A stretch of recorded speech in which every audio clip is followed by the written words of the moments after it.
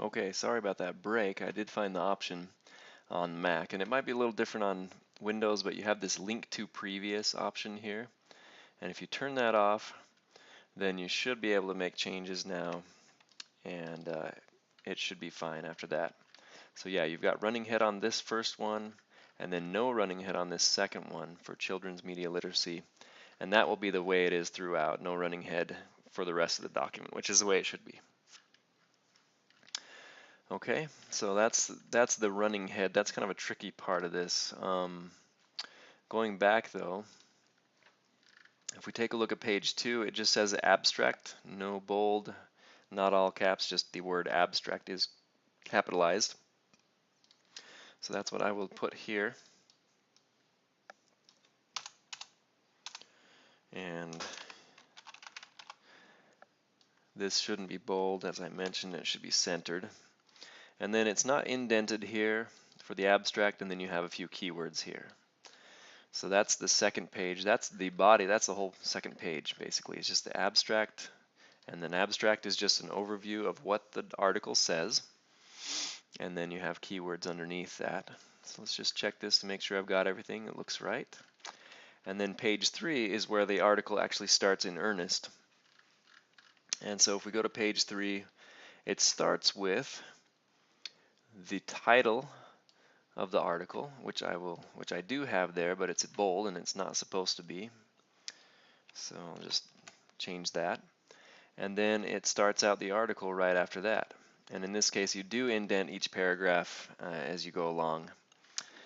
And that is APA document format in a nutshell. Just a couple of other things though to be aware of is that things like any major titles for the paper should be centered and bolded. Those are the main titles. And by the way, they asked me to do this non-double spaced. I forgot to mention that. It should be double spaced in APA format. So I've got to change the abstract to be double spaced. And also all of the text in that article should be double spaced as well. So I'll change that. Well, I'll go down to here and change it anyway, so that it's all double spaced from the start.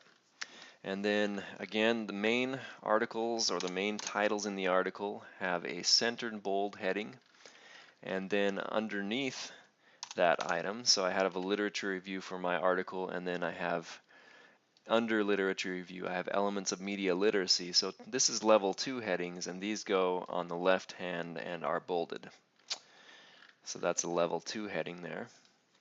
And again, there's no extra space around them either. I think in the example it shows that as well. There's just a double space, then a double space to start a new section as it goes along. Level 3 headings are like this. So if you have to do a level 3 heading, let's say you're in a level 2 heading already and you have multiple items you want to talk about, this is what it would look like. It's basically the first letter is uppercase, but the rest of it is not, and then there's a period to end it. And this is a major section again, so that's a level 1 heading.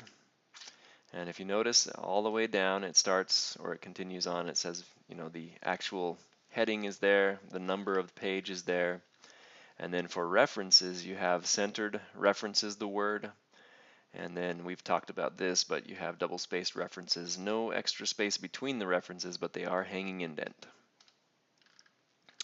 So that's APA document format, and I'll be looking for that in the future assignments. So the one you submit this week as well as other ones that you submit, I'll look for that.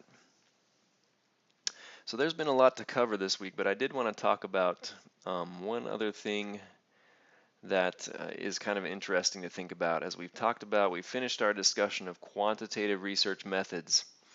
And I found this nice website on spurious correlations. So we've talked maybe a little bit about this idea that correlation does not prove causation, meaning that if you have a correlative study where you just collect data from one source and correlate it with data from another source, it doesn't necessarily mean that the one causes the other or the other causes the one.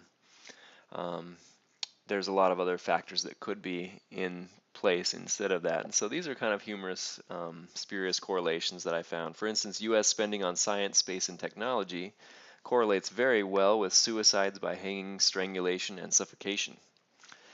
So it's probably not because that the U.S. spending on science, space, and technology has improved that suicides by hanging, strangulation, and suffocation have happened, but they do correlate fairly well. Also, number of people who drown by falling into a pool increases every time a film Nicolas Cage appears in from 1999 to 2009. So Nicolas Cage has that horrible effect on drowning. And then per capita cheese consumption, number of people who died by becoming entangled in their bed sheets. And then we have the divorce rate in Maine and the per capita consumption of margarine. So a bad researcher might say, well, then as people, you know, as people consume more margarine, they're more likely to divorce. But if they lower their consumption of margarine, they're more likely or less likely to get divorced. But that wouldn't be true. But they sure do seem to correlate pretty well. So that's just something to be aware of. Correlation does not prove causation. Anyway, have a great week. I think that's everything that I wanted to cover for this week. There's a lot going on that you're preparing for, so sorry for the long videos, but I wanted to make sure that you're ready for what's coming.